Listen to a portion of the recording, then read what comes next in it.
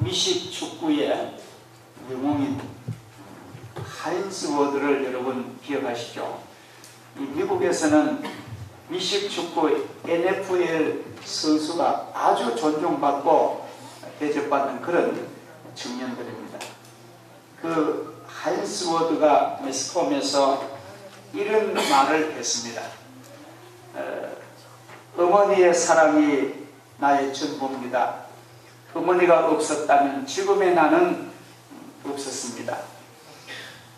그의 어머니 김영희 씨는 1977년도에 주한 미군 흑인 병사와 결혼을 하고 생후 5개월 된 아들을 하인스 워드를 안고 신랑 따라 미국을 갑니다. 근데 참 팔자가 끼고 한지 가서 1년도 안 돼서 그 신랑에게 배반을 당하고 그런 나쁜 놈이죠. 그 이혼을 강요합니다. 영어도 하나 모르고 아무도 의지할 것도 없는 오직 남편 따라가는 김영희 씨는 홀홀단신 미국에서 떨어지게 됩니다. 근데 미국의 법정은 이상하죠. 양육에 능력 없는 사람이 애기를 안 맡긴대요. 그러니까 김영희 씨가 뭐 아무런 기술도 아무것도 돈도 없으니까 미국 법정에서는 남편에게 양육권을 준 거예요. 그게는 그 아이가 소송했대요. 그래서 이 김영희 씨가 온갖 눈물과 고생을 하는 가운데 그래도 미국의 한인 교회를 나가가지고 교회의 사랑과 위로를 받고 소망을 얻고 사는 가운데 6년 만에 회복을 좀 해서 아들을 이제 자기 아들로 양육을 하게 됩니다.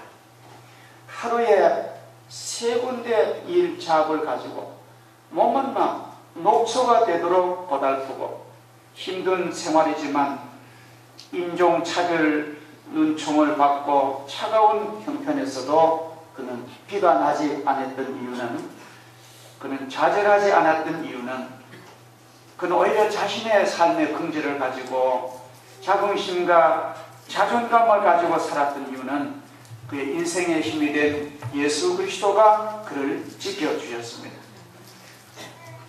고된 일 하다가 오늘 같은 주일날 교회 가면은 목사님의 설교를 통하여 세임을 얻고 그 지극히 사랑하는 교인들을 통하여 교제가 끈끈해지면서 그는 삶의 자신을 얻었던 것입니다. 그는 그의 아들에게 늘 이렇게 말했대요. 아들, 항상 겸손해라. 항상 가진 것에 감사해라. 아주 믿음에 좋은 어머니로 아들을 길렀습니다.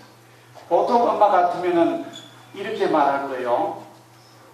아들, 기죽으면 안 돼. 남에게 지면 안 돼. 이겨야 돼. 그렇게 가르쳤었는데 김영희 씨는 차원이 달랐습니다. 이렇게 그의 어머니 김영희 씨는 자기 아들에게 신앙과 겸손과 감사를 마음에 심어줬습니다. 하인즈 워드가 어머니와 함께 한국에 왔습니다. 미국의 아주 영웅적인 그런 선수인데 한국에 와서 아주 키도 크고 잘생겼고 건강한 청년이 한국의 그 방송사와 기자회견을 합니다. 그 이런 말을 합니다. 내 어머니는 미국에 오셨을 때는 영어도 못하고 가족도 없었습니다. 누구 하나 도와줄 사람이 없으니 얼마나 외롭고 힘들었겠습니까? 오직 하나님만 의지할 수밖에 없는 그런 어머니였습니다. 저는 어렸을부터 어려운 일을 당할 때마다 어머니는 하나님을 의지하시고 기도하시며 모든 영광 하나님께 바치는 것을 보면서 자랐습니다. 그래서 저 역시 그렇게 살기로 헌신하고 있습니다. 지금까지 하나님이 우리와 동행해 주시고 큰 복을 주심을 나는 감사합니다. 이제 저와 우리 가족은 기쁠 때나 슬플 때나 하나님을 섬깁니다. 한국 방송사 인터뷰에 그런 말을 했습니다. 그것은 바로 선교고 바로 전도입니다. 오늘 성경 내용은 국무총리가 된 요셉의 형들이 애굽으로 양식하러 왔다는 소문이 마침내 애굽의 왕 파로나 그 궁궐과 모든 만조 백관 모든 애굽에 알게 되는 것입니다. 너무나 바로 왕은 요셉의 은혜를 많이 입었기 때문에 요셉의 정치적인 공이 많기 때문에 요셉을 사랑한 나머지 그 소문을 아주 반가워합니다. 그리하여 바로 왕은 좋은 조건과 좋은 사랑을 말하면서 빨리 가서 당신의 아버님과 가족들을 내가 초청합니다. 우리 땅에 오신 내가 제일 좋은 나일강 하류 델타 평원을 당신들에게 할애하겠소. 이런 아주 후한 초청장을 받게 됩니다. 오늘 본문에는 실로 오랜 세월 동안 외로움과 그리움에 우려야만 했던 요셉의 감정이 폭발하는 그런 내용이 소개되지요. 그토록 보고 싶었던 자기 어머니의 아들이요 동생인 베냐민을 안고 통곡하는 요셉의 모습 앞에는 아무리 차가운 이승이라 할지라도 녹아내리지 아니할 수가 없습니다. 또한 형님들을 포옹하면서 용서의 뜨거운 눈물을 오히려 흘리는 요셉의 사랑 앞에 아무리 완악한 심정이라도 감동되지 아니할 사람은 없는 것입니다. 이러한 정다운 장면에서 우리는 가족의 혈육의 혈연의 정이 얼마나 귀하다는 것을 우리는 새삼 발견하게 되는 것입니다. 이제 본문 속에 나타난 요셉의 그 사랑을 우리가 한번 마음에 묵상하겠습니다. 먼저 요셉은 자기 동생 베냐민을 안고 통곡을 합니다. 여기서 요셉이 자기 동생 베냐민을 안고 뜨거운 눈물을 흘리는 그 모습, 자기와 동생은 한 어머니 라헬의 뱃속에서 품속에서 낳던 형제입니다. 형제가 12이지만도 이복 형제들이잖아요. 그 어머니 라헬, 사랑하는 어머니는, 이쁘고 좋았던 어머니는 자기 동생 베냐민을 낳다가 긴 여행 피곤한 임신부의 육신의 고단 때문에 가는 베델에서 예루살렘 가는 길에서 아기를 놓다가 아기를 놓고 지쳐서 죽게 됩니다. 죽으면서 그 마지막 그 아들 이름을 베논이라고 베냐민이라고 이렇게 부르면서 쓸쓸히 그 길에 죽고 그 에브라임 어느 길가에 무덤을 썼는데 지금도 성지에 가지고 이것이 라헬의 무덤이라고 막 장식을 활기해 놓고 옛날에는 그냥 그때 초락했겠죠. 장식을 해놓고 여행객들에게 여기에 좀 흥금도 하고 하라는 거 우리가 봤습니다. 눈을 감으면서 그 어머니 라헬은 얼마나 그 요셉과 베냐민을 하나님께 부탁했겠습니까? 이 라헬은 이렇게 짧은 일생을 살고 세상을 뜹니다. 라헬의 한 품속에서 태어난 베냐민을 얼마나 오랫동안 긴 세월 보고 싶고 기다렸겠습니까? 형제는 요셉은 시련의 고통 속에서도 화려한 명예와 번자에서도 그보다 더 가혹한 이국 땅 외로움과 덧없이 흐르는 세월이 가져다주는 잊혀져가는 망각 속에서도 잊을래야 잊을 수 없었던 것이 바로 동생을 보고 싶었다는 것입니다. 그 순간순간이 이제 현실로 성큼 다가왔습니다. 그렇게도 보고 싶은 그 동생이 이제 눈앞에 있는 거예요. 아무리 울음을 참았지만 참을 길이 없는 것입니다. 지난 주일간에 본 대로 애국인들 다 대놓고 막 대성통곡을 엉엉 울면서 눈물을 펑펑 쏟고 동생을 끌어안고 반가워하는 그 모습이 오늘 성경의 내용입니다. 위로 10명의 형들을 향한 뜨거운 눈물에서도 그 형들의 잘못을 깨끗하게 용서하는 요셉의 사랑을 우리는 볼 수가 있습니다. 보통 사람 같으면 보복하고 날 이렇게 팔아먹고 온갖 말로 하겠지만도 그 말 한마디도 없습니다. 노예 생활의 괴로움, 억울한 보디발 장군 와이프의 질투와 미움으로 2년이라는 아까운 세월을 고스란히 감옥에서 쓰게 했던 그 시절, 그리고 대제국의 에집트 총리로서 부귀 영화와 권세를 누리면서도 미움과 증오보다는 그리운 혈육의 정을 잊지 않고 살아왔던 너무나 인간적인 요소입니다. 저는 그래 봅니다. 사람이 어떤 환경에 살든 간에 참된 인간됨을 저는 가져야 된다고 봅니다. 그 휴머니티한 인간적인 모습을 잃어버리고요, 자기 혼자 잘난 한다는 것은 그는 사람으로서 가치를 망각한 것입니다. 요셉은 사람다운 사람입니다. 사람 냄새가 나는 사람입니다. 너무나 휴머니티한 그런 사람입니다. 피는 눈보다 진하다는 말처럼 진한 정을 가진 그런 사람이었습니다. 하나님은 이런 사람을 요구하세요. 부모를 애정으로 부모를 대하고 가족을 애정으로 대하는 그런 사람을 하나님은 쓰십니다. 이 장면에서 우리는 지금 우리 사회 주변에서 부모와 자녀의 잘못된 관계를 우리는 보고 있습니다. 늙으신 부모님을 버리다시피 하는 오늘의 물질화된 탐욕의 자녀들이 우리 사회에 없지 않습니다.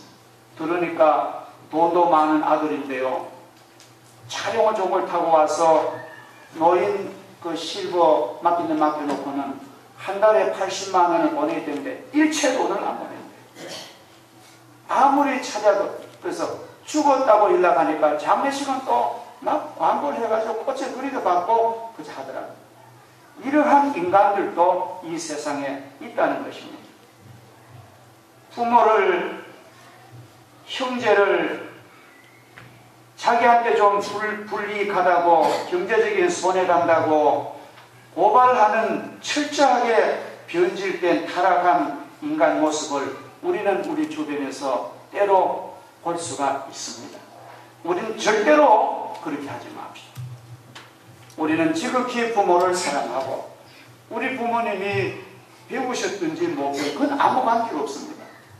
부모님을 지극히 사랑하고 형제를 기도하고 사랑하고, 돈으로 돕는다는 전 아니에요. 돈보다 더 귀한 게 많습니다.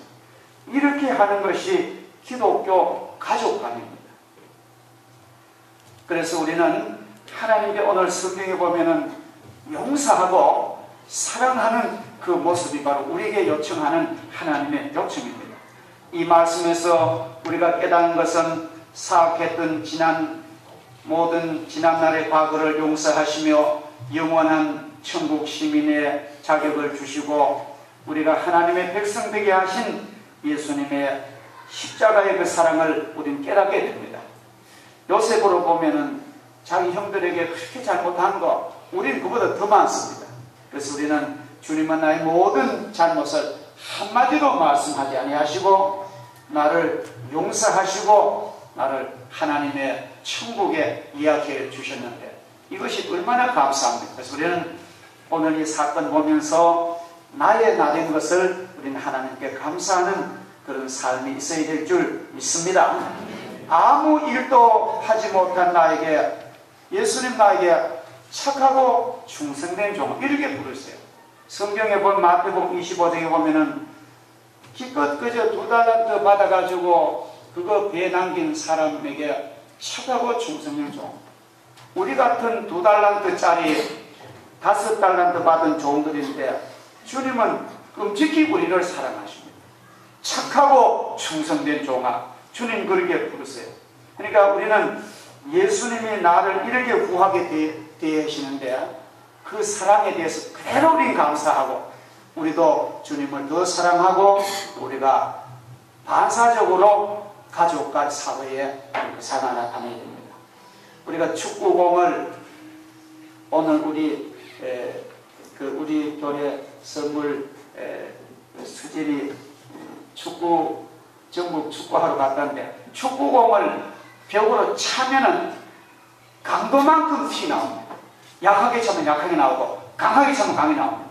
우리가 주님의 사랑을 강하게 느끼는 사람은 영향력도 그렇게 나오는 거예요. 그래서 우리는 주님 사랑 오늘 이 성경을 통해서 그 고귀하사 여러분 다 받으셨어요. 안 받은 분 하나도 없는데 그 사랑의 강도를 말씀을 통해서 체험하시기를 주 이름으로 축복합니다.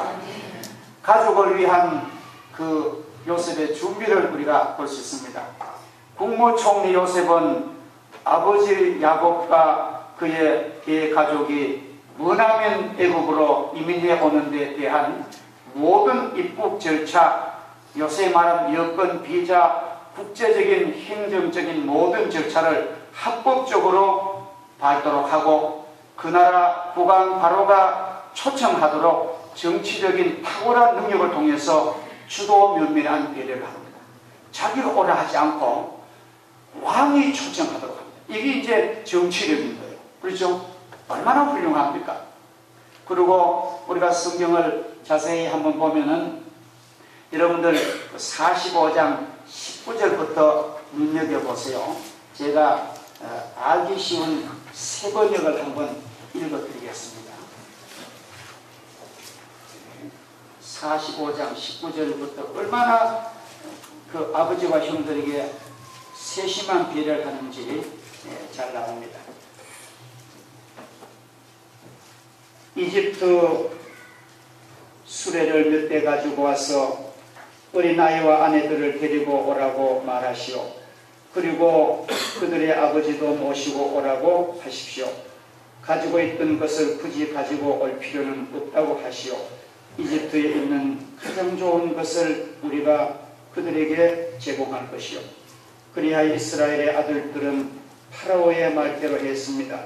요셉은 파라오가 명령한 대로 그들에게 수레 몇 대를 주었고 여행할 때 필요한 음식도 주었습니다.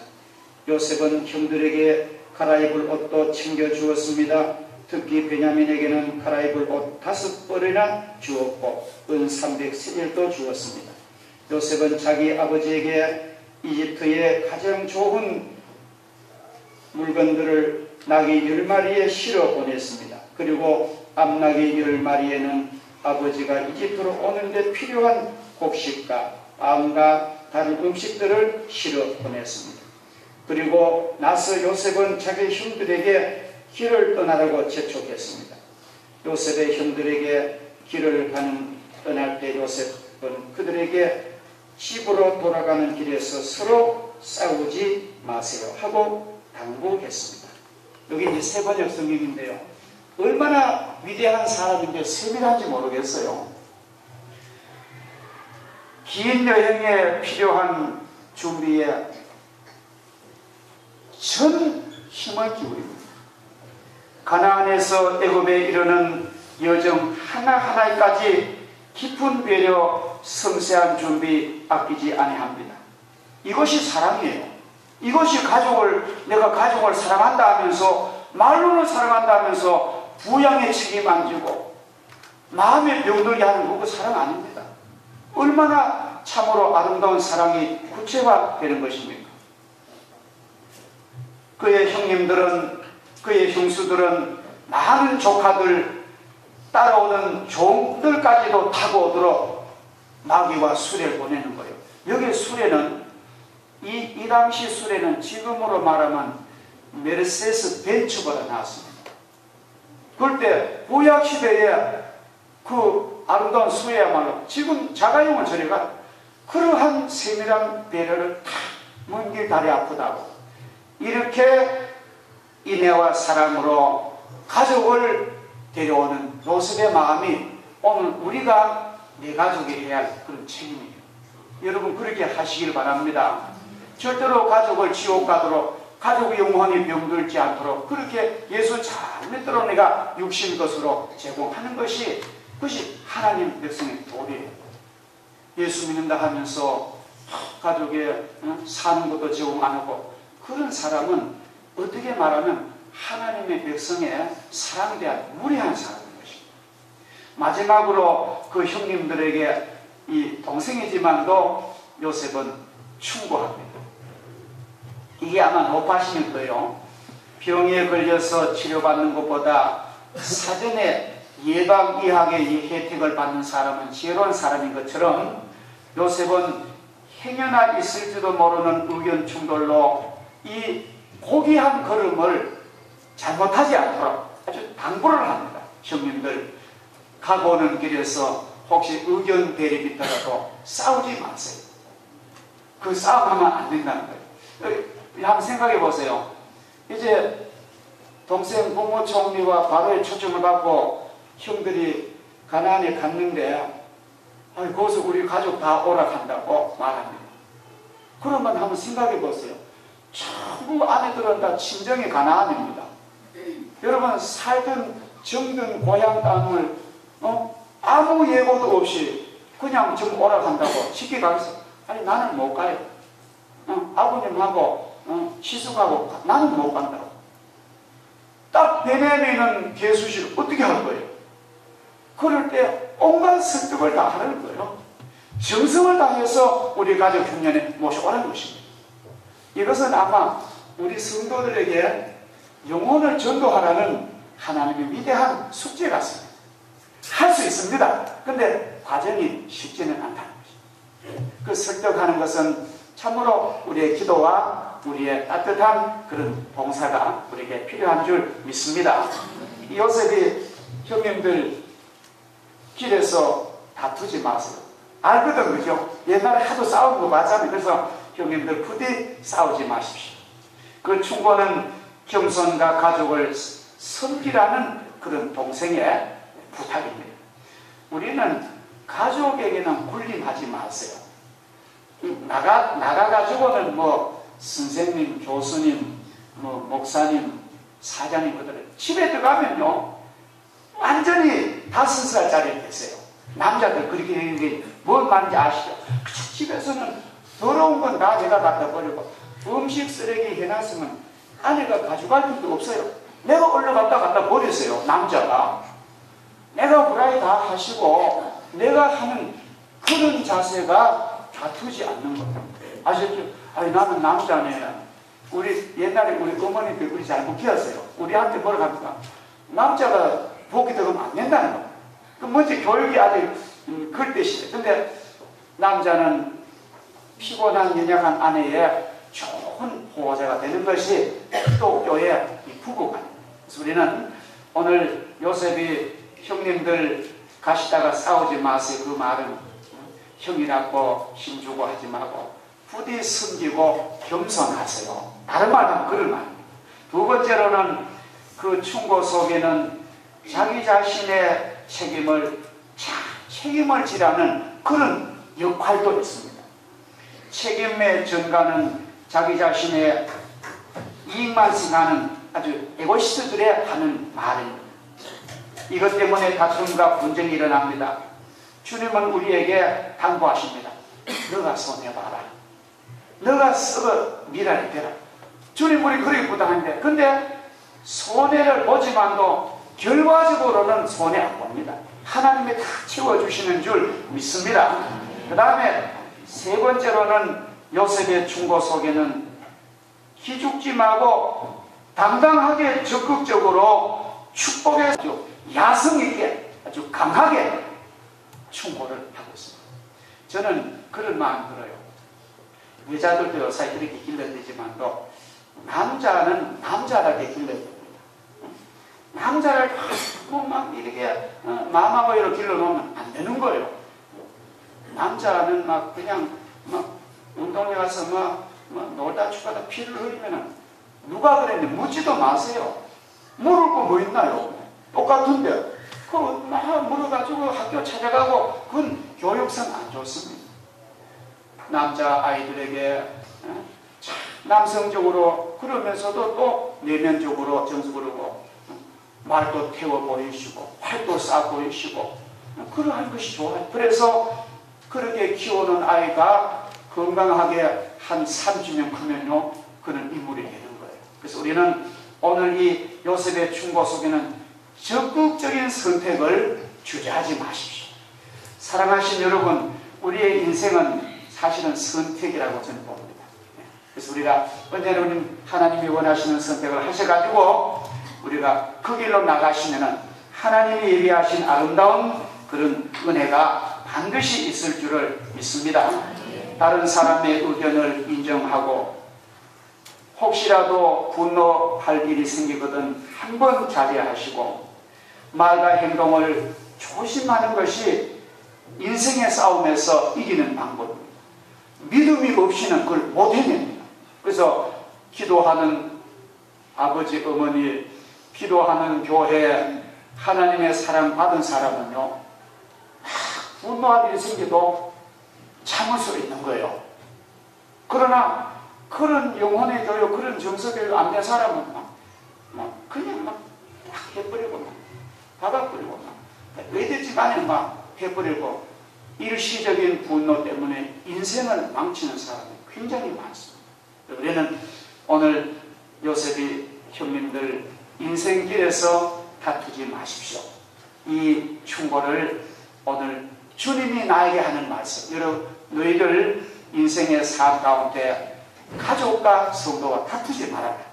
너가 손해보고 너가 썩으면은 내가 내게 좋은 것을 보상하는 주님의 요구를 잘 들으시고 여러분이 부디 영혼의 아름다운 삶이 있기를 주 이름으로 축복합니다. 고맙고 감사하신 하나님 아버지, 이렇게 복된 귀한 시간 주시고 하나님께 예배드리며 기도 올리며 찬송 올리며 또 하나님의 말씀을 깊이 저희들이 묵상하는 시간 주심을 감사를 드립니다. 오늘 요셉의 눈물과 통곡은 형님들을 사랑하고 용서하는 지극한 신앙의 인격이며 또 부모 형제를 형수와 조카들을 다 돌보는 책임 있는 사람이며 그러면서도 혹시 다툼 때문에 좋은 선택 망가질까봐 부디 형님들 가보는 길에서 다투지 마십시오. 의견을 수렴하고 자제하고 참고 기도하는 가운데 나와 다시 만나도록 노력해달라고 당부하는 그 모습, 오늘 예수님이 우리에게 이렇게 당부하십니다. 사랑하는 아들아, 오늘도 내가 원하는 길을 가도록 해라. 오늘도 너를 분노하게 하는 사람을 대해서 용서해라. 주님 내게 이렇게 부탁하시는데 주님의 음성과 성령의 음성을 잘 듣는 저희들 되어서 이 땅 위에서 하나님의 백성으로서 영광된 삶을 살 수 있도록 인도하여 주옵소서. 예수님의 거룩하신 이름으로 기도하옵나이다. 아멘.